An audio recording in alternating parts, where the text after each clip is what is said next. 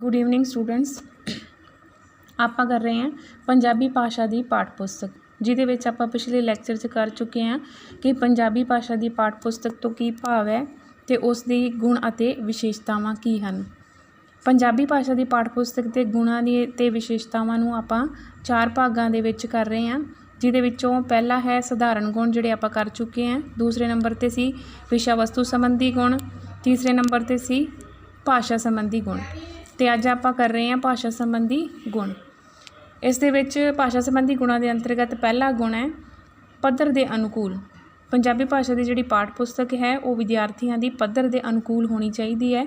पद्धर तो भाव है कि बच्चों की बौद्धिक स्तर, उन्हां दी श्रेणी या जमात या उन्हां दी उम्र के अनुकूल होनी चाहिए है। पुस्तक विचली शब्दावली जिहड़ी है या जो भी वाक रचना, मुहावरे, वाकांश ते होर जिहड़े भी भाषा संबंधी तत्त यूज़ किए गए हैं या उपयोग किए गए हैं वो विद्यार्थियों के अनुकूल होने चाहिए हैं।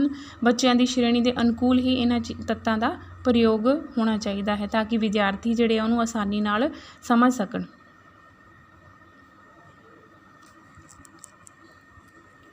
हाँ जी, सैकेंड जिहड़ा दूसरा बिंदु है भाषा संबंधी गुणां दे अंतर्गत वो है सरलता ते स्पष्टता।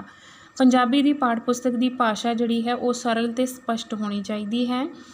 उस दे विच जिहड़ा है एक प्रवाह होना चाहिए है ताकि सरलता ते स्पष्टता तो भाव है कि जिस श्रेणी लई उस पाठ पुस्तक नूं तैयार किया गया है उस श्रेणी के बच्चे आसानी नाल पाठ पुस्तक विचली भाषा नूं उस रूप में समझ सकन जिस रूप में लेखक उन्हां तक पहुँचाना चाहता है। तो उस विचली जिहड़ी भाषा है वो स्पष्ट भी होनी चाहिए है। स्पष्टता तो भाव है कि जो शब्द वरते गए हैं उन्हां दे डबल मीनिंग नहीं निकलने चाहिए, वो उस रूप तक बच्चों तक पहुँचनी चाहिए है जिस रूप दे विच संपादक उन्हां तक पहुँचानी चाहता है। संबंधी अगला गुण है शुद्धता। शुद्धता तो भाव है कि पंजाबी भाषा की पाठ पुस्तक दे विच जो भाषा वरती गई है वो व्याकरण की दृष्टि तो शुद्ध होनी चाहिए है। लिखण की दृष्टि तो उस विच कोई अशुद्धियाँ नहीं होनियां चाहिए क्योंकि जिस श्रेणी लई उसनूं तैयार किया गया है उसके विद्यार्थी अपनी पाठ पुस्तक विच लिखी गई शब्दावली नूं आधार बना के ही अपनी लिखत रचना करते हैं।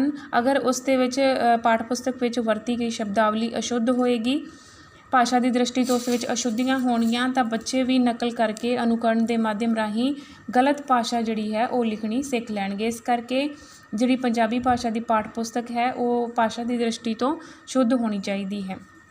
अगला बिंदु है सार्थकता।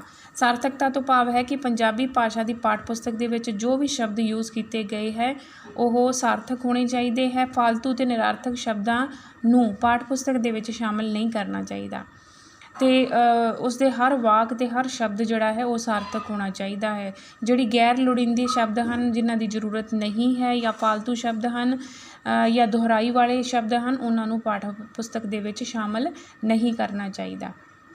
हाँ जी, अगला बिंदु है तत्सम शब्द। जिमें कि शुरू प्रारंभिक जिहड़ियां श्रेणियां होंदियां हन उसकी पाठ पुस्तक की भाषा जिहड़ी है वो तद्भव शब्दां दी नूं लैके प्रवाहित हो सकती है, परंतु वड्डियां श्रेणियां दे विच भाषा जिहड़ी है वो तत्सम शब्दावली वाली होनी चाहिए है। इस तरह पुस्तक की भाषा जिहड़ी है तद्भव तो तत्सम वल वधनी चाहिए है।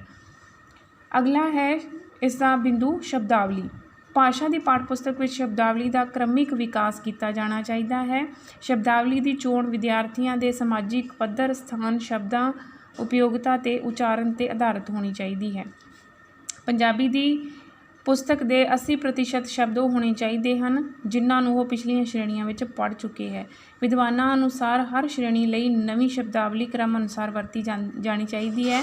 जिवें श्रेणी फस्ट लई 200 नवे शब्द, सैकेंड लई 300, थर्ड लई 400, इस तरह श्रेणी फोर्थ लई 500 और फिफ्थ श्रेणी लई 600 नवे शब्द जिहड़े है वो पाठ पुस्तक विच दिते जा सकते हैं क्योंकि इस जो श्रेणी अनुसार ये शब्द दसे गए हैं ये सारे शब्द जो नवे दिते गए हैं इन्हों बच्चों ने पूरे साल में सीखना होंदा है तो अपनी बौद्धिक पद्धर ते आयु के अनुसार बच्चे इन्ने शब्द आसानी नाल सीख सकते हैं। इस तो इलावा अगला बिंदु है अभ्यासी प्रश्न। पंजाबी भाषा की जिहड़ी पाठ पुस्तक है उस दे विच जिहड़े है अभ्यास प्रश्नों का होना लाजमी है। जदों पाठ का अंत हुंदा है जिथे पाठ खत्म हुंदा है उस दे अंत विच जिहड़े है अभ्यासी प्रश्न होने चाहिए है जिस राही बच्चे जिहड़े है वो अपनी दोहराई कर सकन ते अपना जो ज्ञान उन्होंने क्लास दे विच प्राप्त किया है उस सिक्ख्या की दोहराई करके उसनूं स्थाई बना सकन। तो इस विच जिहड़ा है अभ्यास प्रश्नां की रचना करते हुए ध्यान रखना चाहिए है कि सारी पाठ पुस्तक नाल संबंधित प्रश्न पूछे गए होण, जो पाठ पढ़ाया गया है उस सारे पाठ दे विचों प्रश्न पूछे गए होण, क्योंकि इस द्वारा बच्चों के साहित्यिक ज्ञान की जांच जिहड़ी है उसनूं यकीनी बनाया जा सकता है। इस तो इलावा अगला लास्ट बिंदु है संवेगात्मक। पंजाबी भाषा की जिहड़ी पाठ पुस्तक है वह मुख विशेषता ये होनी चाहिए है कि हरेक श्रेणी के पद्धर के विद्यार्थियों के पाठकों के संवेगां के अनुकूल होनी चाहिए है। वो बच्चों के संवेगां नूं ज़्यादा तो ज़्यादा उभार सकन वाली होनी चाहिए है, क्योंकि लेखक जो है साहित्य का कोई रूप है, चाहे वो कहानी, नाटक है, नावल है, तो उस विच लेखक जो है जो संवेग उस अभिव्यक्त कर रहा है, विद्यार्थी उस संवेग नूं उस रूप में समझ सकन ते अपने संवेगां नूं उभारन नूं एक सही सेध दे सकन। तो ये सी कुछ भाषा संबंधी तत्त। अगर एक अच्छी पाठ पुस्तक विच कुछ इस तरह के भाषा संबंधी जरूरी तत्त शामिल होंदे हन तो उन्होंने एक आदर्श पाठ पुस्तक आख्या जा सकता है। हाँ जी, भाषा संबंधी अगला गुण है संवेगात्मक। संवेगात्मक पंजाबी भाषा की पाठ पुस्तक की मुख्य विशेषता ये होनी चाहिए है कि वह हरेक श्रेणी के पद्धर के विद्यार्थियों या पाठकों के संवेगां नूं उभार के उन्होंने ठीक सेध देवे। पंजाबी दे किसी भी अंग, साहित्य के किसी भी रूप, कविता, कहानी, नाटक, नावल के माध्यम राही जो संवेग जिहड़े है वो लेखक बच्चों तक पहुँचाना चाहता है, वो संवेगां दी संवेग जिहड़े है वो बच्चों विच उभर सकन। तो एक चंगी पाठ पुस्तक दे विच जिहड़ा है उस तरह की शब्दावली नूं शामिल करना चाहिए है। विद्यार्थियों के संवेगां नूं इसे तरह सुधारिया जा सकता है। हाँ जी, इत्थे 3 अंग जिहड़े है 3 पार्ट गुणा संबंधी कंप्लीट हो गए। चौथा पार्ट है शैली संबंधी गुण, कि एक अच्छी पाठ पुस्तक दे विच शैली की दृष्टि तो किहड़े-किहड़े गुण होने चाहिए हैं। इस दे अंतर्गत पहला बिंदु है शैलीगत भिन्नता। भावें विद्यार्थी किसी भी जमात, श्रेणी या पद्धर का होवे, वो वख-वख साहित्यिक रूपों के बारे उसनूं जानकारी होनी जरूरी है। तो हरेक रूप विच ही शैलीगत भिन्नता होनी चाहिए है। उदाहरण वजों जे कविता की पाठ पुस्तक तैयार करनी है तो उसके पाठां विच शिंगार, हास, करुणा, बीर आदि वख-वख रसां दीयां कवितावां होणियां चाहिए हैं।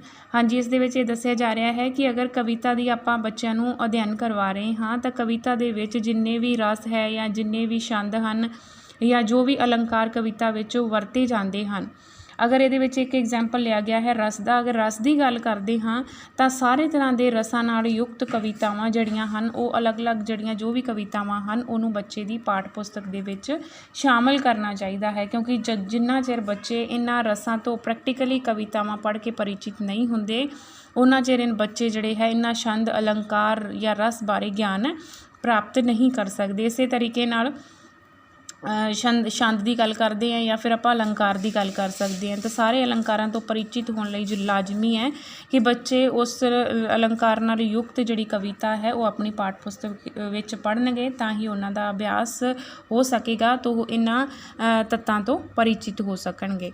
अगला है पद्धर दे अनुकूल।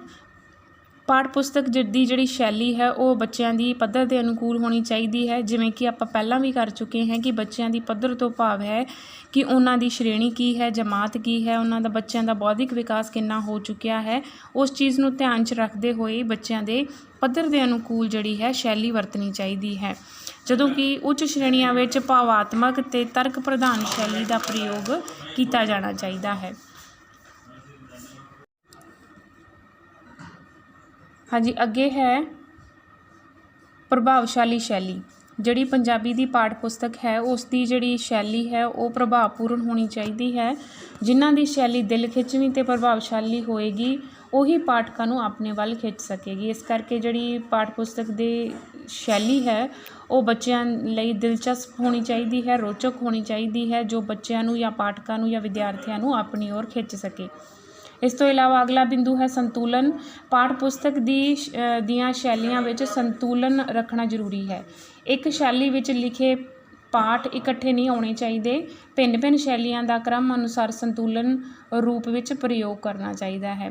ਜੋ ਵੀ ਸ਼ੈਲੀਆਂ ਆਪਾਂ ਵਰਤ ਰਹੇ ਹਾਂ ਪੰਜਾਬੀ ਪਾਠ ਪੁਸਤਕ ਦੇ ਵਿੱਚ, ਇੱਕੋ ਹੀ ਸ਼ੈਲੀ ਵਾਰ-ਵਾਰ ਪਾਠਾਂ ਦੇ ਅੰਤਰਗਤ ਕੰਟੀਨਿਊਸ ਆਉਣ ਵਾਲੇ ਪਾਠਾਂ ਦੇ ਵਿੱਚ ਨਹੀਂ ਹੋਣੀ ਚਾਹੀਦੀ, ਉਸ ਦੇ ਵਿੱਚ ਪਰਿਵਰਤਨ ਕਰਨਾ ਚਾਹੀਦਾ ਹੈ।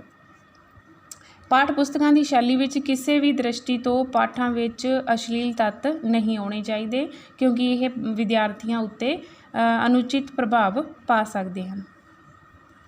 ਗੁਣਾਂ ਦਾ ਵਰਗੀਕਰਨ ਜੋ ਆਪਾਂ ਕਰ ਰਹੇ ਹਾਂ ਉਸ ਦੇ ਅੰਤਰਗਤ ਲਾਸਟ ਵਰਗ ਹੈ ਬਾਹਰੀ ਗੁਣ, ਕਿ ਇੱਕ ਅੱਛੀ ਪਾਠ ਪੁਸਤਕ ਦੇ ਵਿੱਚ ਬਾਹਰੀ ਗੁਣ ਕਿਹੜੇ-ਕਿਹੜੇ ਹੋਣੇ ਚਾਹੀਦੇ ਹਨ। ਉਸ ਦੇ ਅੰਤਰਗਤ ਪਹਿਲਾ ਗੁਣ ਹੈ ਪ੍ਰਕਾਸ਼ਨ ਅਤੇ ਸੰਪਾਦਨ। ਪ੍ਰਕਾਸ਼ਨ ਅਤੇ ਸੰਪਾਦਨ ਦਾ ਕਿਸੇ ਵੀ ਪਾਠ ਪੁਸਤਕ ਦੇ ਵਿੱਚ ਮਹੱਤਵਪੂਰਨ ਰੋਲ ਹੁੰਦਾ ਹੈ। ਪ੍ਰਕਾਸ਼ਨ ਅਤੇ ਸੰਪਾਦਨ ਦੇ ਦੌਰਾਨ ਬਹੁਤ ਸਾਰੀਆਂ ਸਾਵਧਾਨੀਆਂ ਰੱਖਣੀਆਂ ਪੈਂਦੀਆਂ ਹਨ, ਤਾਂ ਹੀ ਕੋਈ ਪਾਠ ਪੁਸਤਕ ਜਿਹੜੀ ਹੈ ਇੱਕ ਪ੍ਰਭਾਵਸ਼ਾਲੀ ਪਾਠ ਪੁਸਤਕ ਹੋ ਸਕਦੀ ਹੈ। ਪ੍ਰਕਾਸ਼ਨ ਦੀ ਦ੍ਰਿਸ਼ਟੀ ਤੋਂ ਅਗਰ ਦੇਖਿਆ ਜਾਵੇ ਤਾਂ ਪ੍ਰਕਾਸ਼ਨ ਜਿਹੜਾ ਹੈ ਉਹ ਸਰਕਾਰ ਰਾਹੀਂ ਨਿਯਤ ਪਾਠ ਪੁਸਤਕ ਕਮੇਟੀ ਰਾਹੀਂ ਹੀ ਜਾਂ ਸਿੱਖਿਆ ਸੰਸਥਾਵਾਂ ਰਾਹੀਂ ਹੀ ਹੋਣਾ ਚਾਹੀਦਾ ਹੈ। ਪਾਠ ਪੁਸਤਕ ਦੀ ਚੋਣ ਗੁਣਾਂ ਦੇ ਆਧਾਰ 'ਤੇ ਕੀਤੀ ਜਾਵੇ, ਲੇਖਕ ਦੇ ਨਾਂ ਜਾਂ ਰਿਸ਼ਵਤ ਦੇ ਆਧਾਰ 'ਤੇ ਨਹੀਂ। ਅਤੇ ਅਗਰ ਸੰਪਾਦਨ ਦੀ ਦ੍ਰਿਸ਼ਟੀ ਤੋਂ ਦੇਖਿਆ ਜਾਵੇ ਤਾਂ ਪੰਜਾਬੀ ਦੀ ਪਾਠ ਪੁਸਤਕ ਦਾ ਸੰਪਾਦਨ ਆਮ ਕੋਈ ਅਧਿਆਪਕ ਨਹੀਂ ਹੋਣਾ ਚਾਹੀਦਾ। ਉਸ ਦਾ ਸੰਪਾਦਕ ਜਿਹੜਾ ਹੈ ਸਕੂਲ ਵਿੱਚ ਪੜ੍ਹਾਉਣ ਵਾਲੇ ਕਿਸੇ ਵਿਸ਼ੇਸ਼ ਅਧਿਆਪਕ ਦੁਆਰਾ ਕਰਵਾਇਆ ਜਾਣਾ ਚਾਹੀਦਾ ਹੈ। ਸਿਰਫ ਉਹੀ ਵਿਅਕਤੀ ਸੰਪਾਦਕ ਹੋਣਾ ਚਾਹੀਦਾ ਹੈ ਜਿਸ ਨੂੰ ਪੜ੍ਹਾਉਣ ਦਾ ਅਨੁਭਵ ਹੋਵੇ, ਜਿਸ ਨੂੰ ਕਾਫੀ ਲੰਬਾ ਅਰਸਾ ਹੋ ਗਿਆ ਹੋਵੇ ਬੱਚਿਆਂ ਨੂੰ ਭਾਸ਼ਾ ਦੀ ਸਿੱਖਿਆ ਦਿੰਦੇ ਹੋਏ, ਉਹ ਭਾਸ਼ਾ ਬਾਰੇ ਕਾਫੀ ਜਿਹੜਾ ਹੈ ਗਿਆਨ ਪ੍ਰਾਪਤ ਕਰ ਚੁੱਕਾ ਹੁੰਦਾ ਹੈ। ਤਾਂ ਇਸ ਕਰਕੇ ਜਿਹੜਾ ਸੰਪਾਦਨ ਹੈ ਉਹ ਇੱਕ ਵਿਸ਼ਿਸ਼ਟ ਅਧਿਆਪਕ ਦੁਆਰਾ ਹੀ ਹੋਣਾ ਚਾਹੀਦਾ ਹੈ, ਜਿਸ ਨੂੰ ਕਾਫੀ ਪੜ੍ਹਾਉਣ ਦਾ ਅਭਿਆਸ ਹੋਵੇ। ਇਸ ਤੋਂ ਇਲਾਵਾ ਦੂਸਰਾ ਜਿਹੜਾ ਮੁੱਖ ਬਾਹਰੀ ਗੁਣਾਂ ਦੇ ਅੰਤਰਗਤ ਗੁਣ ਹੈ ਉਹ ਹੈ ਛਪਾਈ ਅਤੇ ਆਕਾਰ। ਛਪਾਈ ਅਤੇ ਆਕਾਰ ਵੀ ਕਿਸੇ ਵੀ ਪੁਸਤਕ ਨੂੰ ਪ੍ਰਭਾਵਸ਼ਾਲੀ ਬਣਾਉਣ ਦਾ ਕੰਮ ਕਰਦਾ ਹੈ। ਪੰਜਾਬੀ ਦੀ ਪਾਠ ਪੁਸਤਕ ਦੀ ਜਿਹੜੀ ਛਪਾਈ ਹੈ ਉਹ ਵਧੀਆ, ਸਾਫ਼ ਸੁਥਰੀ ਅਤੇ ਸਪਸ਼ਟ ਹੋਣੀ ਚਾਹੀਦੀ ਹੈ, ਕਿਉਂਕਿ ਛਪਾਈ ਦੇ ਅੱਖਰਾਂ ਦਾ ਆਕਾਰ ਵੀ ਵਿਦਿਆਰਥੀਆਂ ਦੀ ਉਮਰ ਦੇ ਅਨੁਸਾਰ ਹੋਣਾ ਜ਼ਰੂਰੀ ਹੈ।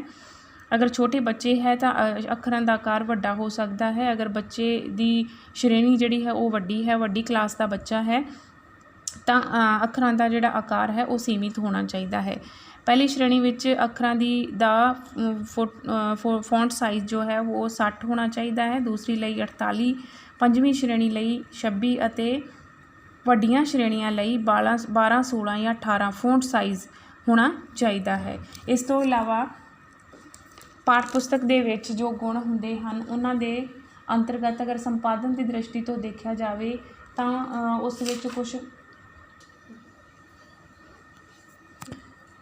ਹਾਂਜੀ, ਅਗਲਾ ਲਾਸਟ ਗੁਣ ਜੋ ਹੈ ਬਾਹਰੀ ਗੁਣਾਂ ਦੇ ਅੰਤਰਗਤ ਇੱਕ ਅੱਛੀ ਪਾਠ ਪੁਸਤਕ ਦਾ, ਉਹ ਹੈ ਪਾਠ ਪੁਸਤਕ ਦੀ ਦੁਹਰਾਈ, ਜਿਹੜਾ ਕਿ ਬਹੁਤ ਲਾਜ਼ਮੀ ਤੱਤ ਹੈ, ਕਿਉਂਕਿ ਸਮੇਂ ਦੇ ਅਨੁਸਾਰ ਪਾਠਕ੍ਰਮ ਵਿੱਚ ਵੀ ਪਰਿਵਰਤਨ ਹੁੰਦੇ ਰਹਿੰਦੇ ਹਨ ਅਤੇ ਵਿਦਿਆਰਥੀਆਂ ਦੀ ਜਿਹੜੀ ਬੌਧਿਕ ਪੱਧਰ ਹੈ ਉਹ ਵੀ ਉਸ ਦੇ ਵਿੱਚ ਵੀ ਤਬਦੀਲੀ ਆਉਂਦੀ ਰਹਿੰਦੀ ਹੈ ਅਤੇ ਬੱਚਿਆਂ ਦੇ ਪੜ੍ਹਨ ਦੀ ਸ਼ੈਲੀ ਦੇ ਵਿੱਚ ਵੀ ਕਾਫੀ ਪਰਿਵਰਤਨ ਆਉਂਦਾ ਹੈ। ਇਹਨਾਂ ਸਾਰਿਆਂ ਪਰਿਵਰਤਨਾਂ ਨੂੰ ਧਿਆਨ 'ਚ ਰੱਖਦੇ ਹੋਏ ਇਹ ਲਾਜ਼ਮੀ ਹੈ ਕਿ ਪੰਜਾਬੀ ਦੀ ਪਾਠ ਪੁਸਤਕ ਦੀ 2 ਸਾਲ ਬਾਅਦ ਦੁਹਰਾਈ ਹੋਣੀ ਚਾਹੀਦੀ ਹੈ। ਦੁਹਰਾਈ ਤੋਂ ਭਾਵ ਹੈ ਕਿ ਉਸ ਨੂੰ ਦੁਬਾਰਾ ਤੋਂ ਐਡਿਟ ਕਰਕੇ ਦੁਬਾਰਾ ਕੁਛ ਨਵੇਂ ਤੱਤ ਸ਼ਾਮਿਲ ਕੀਤੇ ਜਾਣੇ ਚਾਹੀਦੇ ਹੈ। ਕੁਛ ਗੈਰ ਲੋੜੀਂਦੇ ਜਿਹੜੇ ਤੱਤ ਹੈ ਉਹਨਾਂ ਨੂੰ ਉਸ ਦੇ ਵਿੱਚੋਂ ਹਟਾ ਦੇਣਾ ਚਾਹੀਦਾ। ਇਸ ਤਰੀਕੇ ਨਾਲ ਹਰ 2 ਸਾਲ ਬਾਅਦ ਪਾਠ ਪੁਸਤਕ ਦੀ ਦੁਹਰਾਈ ਹੋਣੀ ਚਾਹੀਦੀ ਹੈ। ਇਹ ਸੀ ਕੁਛ ਪੰਜਾਬੀ ਦੀ ਪਾਠ ਪੁਸਤਕ ਦੀਆਂ ਗੁਣ ਅਤੇ ਵਿਸ਼ੇਸ਼ਤਾਵਾਂ। ਅਗਰ ਇਹਨਾਂ ਗੁਣਾਂ ਅਤੇ ਵਿਸ਼ੇਸ਼ਤਾਵਾਂ 'ਤੇ ਆਧਾਰਿਤ ਕੋਈ ਪਾਠ ਪੁਸਤਕ ਤਿਆਰ ਕੀਤੀ ਜਾਂਦੀ ਹੈ ਤਾਂ ਉਸ ਨੂੰ ਪੰਜਾਬੀ ਭਾਸ਼ਾ ਦੀ ਇੱਕ ਆਦਰਸ਼ ਪਾਠ ਪੁਸਤਕ ਆਖਿਆ ਜਾ ਸਕਦਾ ਹੈ।